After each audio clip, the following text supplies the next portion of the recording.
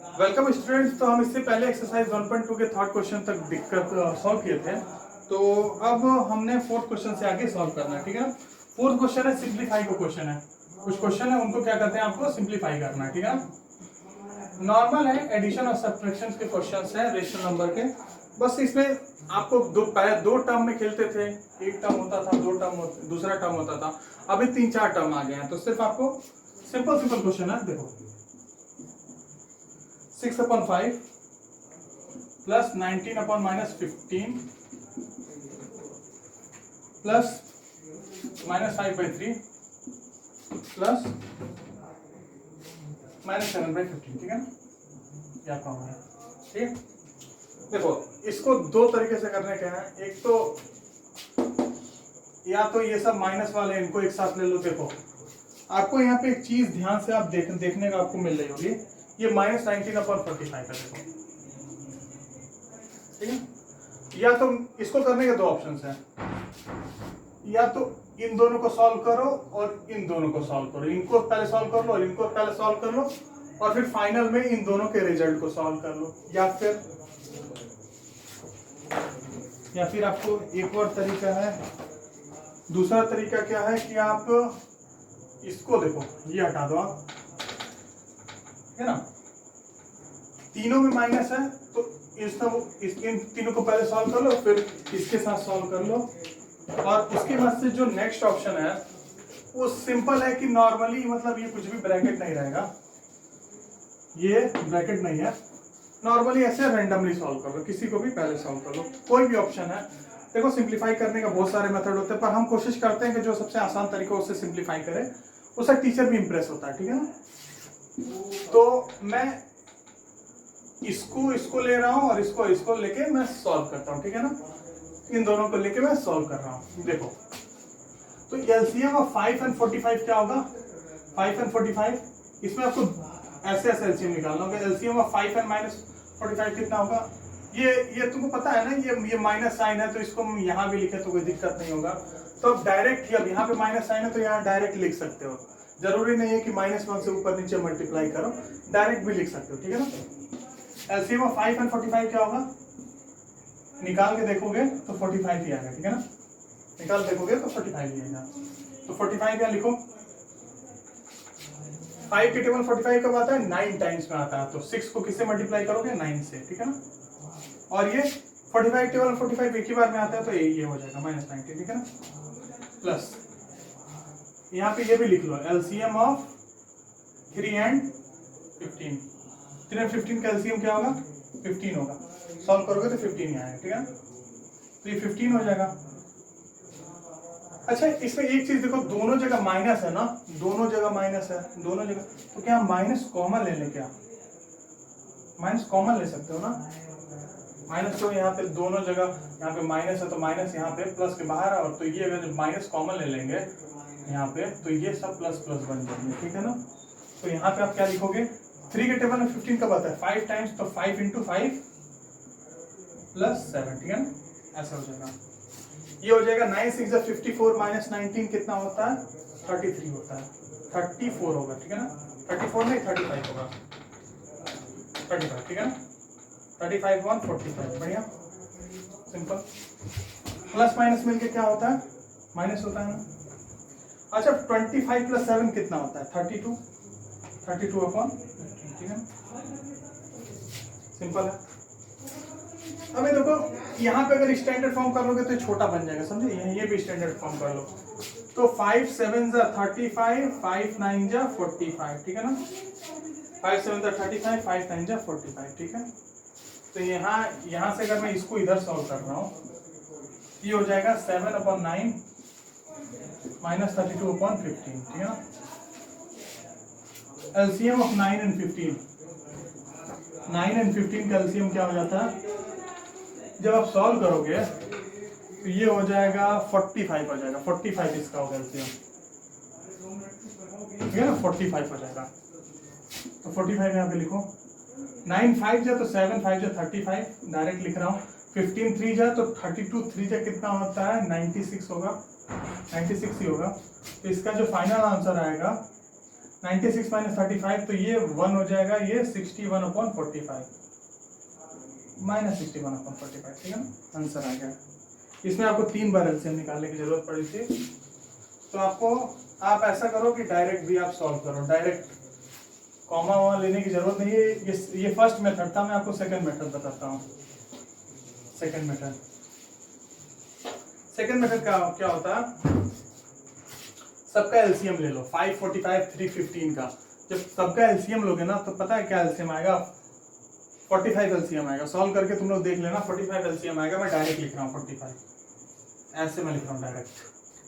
5 के टेबल 45 का होता है 9 टाइम्स में, 5 9 से 45, तो 6 को 9 से मल्टीप्लाई करो। ये 45 1 बार, तो केवल 1 बार लिखो।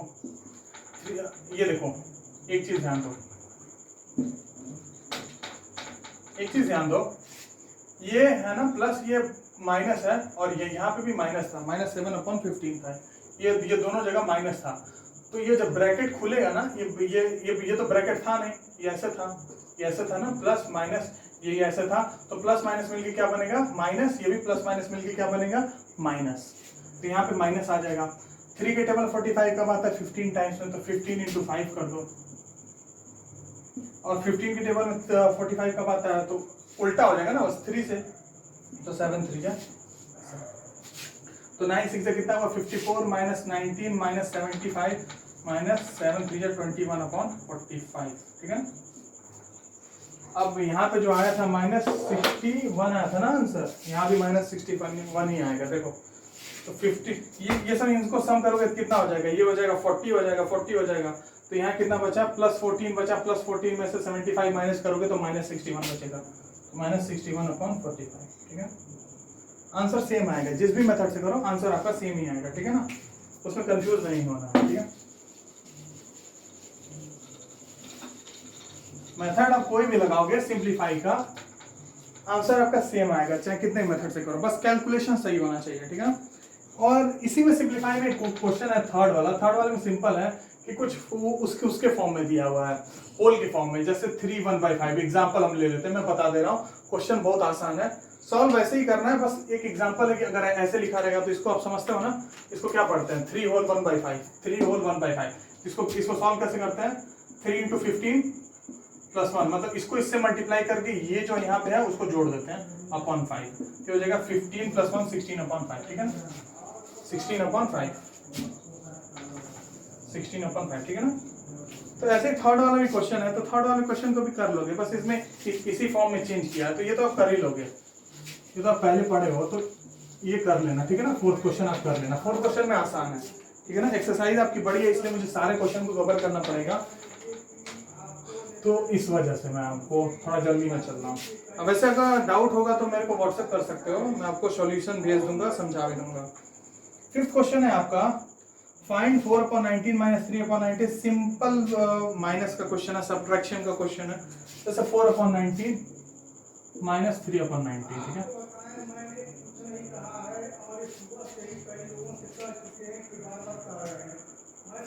4/19 - 3/90, ठीक है। दोनों आपको क्या कहते हैं, एलसीएम सेम है ना, दोनों का एलसीएम सेम है, तो एलसीएम सेम है तो नॉर्मल माइनस हो सकता है। 4 - 3 कितना हो जाएगा, 1 हो जाएगा, 1/19, ठीक है।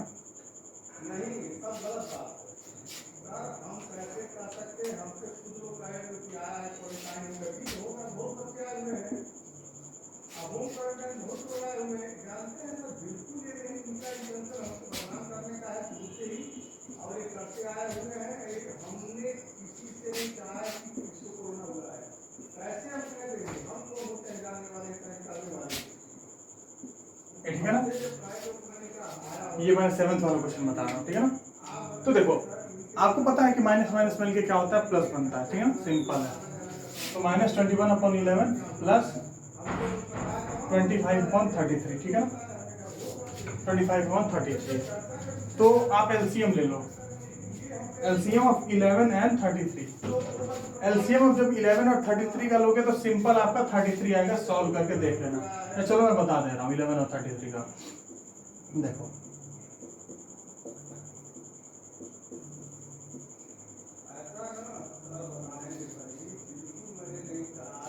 आ गया, 11 के टेबल में 33 कितने बार में आता है? 3 टाइम्स में आता है। तो -21 इंटू 3 कर दो सबसे पहले, ठीक है, प्लस 25। ये कितना हो जाएगा? -63 प्लस 25 अपॉन 33। ये देखो, तो सिंपल है। इसको आप जब माइनस करोगे तो आपको पता है ना इसका रूल क्या होता है, इसको ऐसे करने का। जब अनलाइक ये इंटीजर्स का एडिशन हो, अनलाइक, नीचे बोल जाओ, नीचे एलसीएम सेम है, तो अनलाइक इंटीजर्स का जब एडिशन होता है, तो अनलाइक सिंबल वाले इंटीजर्स का, तो यहाँ पे आपको सिंपल क्या करना होता है, दोनों का एब्सोल्यूट वैल्यू निकालना होता है। एब्सोल्यूट वैल्यू निकालने के बाद आपको डिफरेंस कैलकुलेट करना होता है, और जिसकी एब्सोल्यूट वैल्यू ज्यादा होती है उसका साइन डालना होता है, मतलब कुछ माइनस में आएगा, ठीक है ना। तो अब इसको सॉल्व करोगे तो ये हो जाएगा आपका 43 38 -38 अपॉन 33, ठीक है, ये आंसर हो गया, ठीक है। सिंपल क्वेश्चन है, सारा सिंपल क्वेश्चन है। देखो अब मैं आपको 6 क्वेश्चन बता दे रहा हूँ। 6 क्वेश्चन में देखो वेरीफाई करना है, ठीक है ना। वेरीफाई में अलग अलग चीजें हैं, तो उससे आपको वेरीफाई करना है। मैं आपको 6 क्वेश्चन बता दे रहा हूँ। 6 क्वेश्चन एक में बता दे रहा हूँ। तो 6 क्वेश्चन में क्या, एक क्वेश्चन में बता दे रहा हूँ, 1/5 minus 3/8 not equal to 3/8 minus 1/5। देखो, तो आपको सिंपल सा क्या फंडा है कि रेशनल नंबर में आपको commutative law, subtraction of rational number है आपका कम्यूटेटिव लॉ होल्ड नहीं करता है, ठीक है ना। मतलब a minus B not equal to B minus A. तो इसको बोला है वेरीफाई करो, तो आप सीधे लिख सकते हो ये a मानो, इसको b मानो, तो ये हो जाएगा a minus B, b minus A. तो आपको क्लियर कट पता है कि commutative law subtraction of rational number में होल्ड नहीं करता है। तो लिख दो, सीधे लिखना, commutative law does not hold in the subtraction of rational numbers. मुझे लिखने की कोई जरूरत नहीं है। Commutative law does not hold for the subtraction of rational numbers, ठीक है, आप लिख लोगे। एक और मैं आपको बता दे रहा हूं ऐसे ही।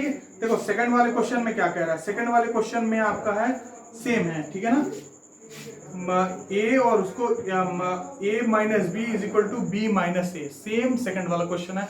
इसमें कम्यूटेटिव लॉ होल्ड नहीं करेगा। थर्ड वाले क्वेश्चन में एसोसिएटिव नहीं होल्ड करेगा। और फोर्थ वाले क्वेश्चन में क्या होगा, राइट आपका ये हो जाएगा, राइट आइडेंटिटी हो जाएगा, ठीक है ना। ये राइट आइडेंटिटी से होल्ड करेगा, राइट आइडेंटिटी ऑफ सब्ट्रैक्शन से होल्ड कर जाएगा। राइट आइडेंटिटी ऑफ सब्ट्रैक्शन पता है ना कि अगर आप a माइनस 0 करें तो वो a के बराबर होगा, ये होगा राइट आइडेंटिटी ऑफ सब्ट्रैक्शन। लेकिन अगर 0 माइनस a करें तो ये माइनस a हो जाएगा, ये a के बराबर नहीं होगा, ठीक है ना। तो ये राइट आइडेंटिटी ऑफ सब्ट्रैक्शन से ये होल्ड कर जाएगा फोर्थ क्वेश्चन। तो अब तक आपके लिए 6 क्वेश्चन है, ठीक है। आपको 7th और 8th क्वेश्चन, 7th से 11th क्वेश्चन में नेक्स्ट वीडियो लेक्चर में पूरी कोशिश करूंगा कंप्लीट हो जाए, क्योंकि हमें चैप्टर्स में आगे भी बढ़ना है, ठीक है ना। तो आज के लिए बस इतना ही, थैंक यू।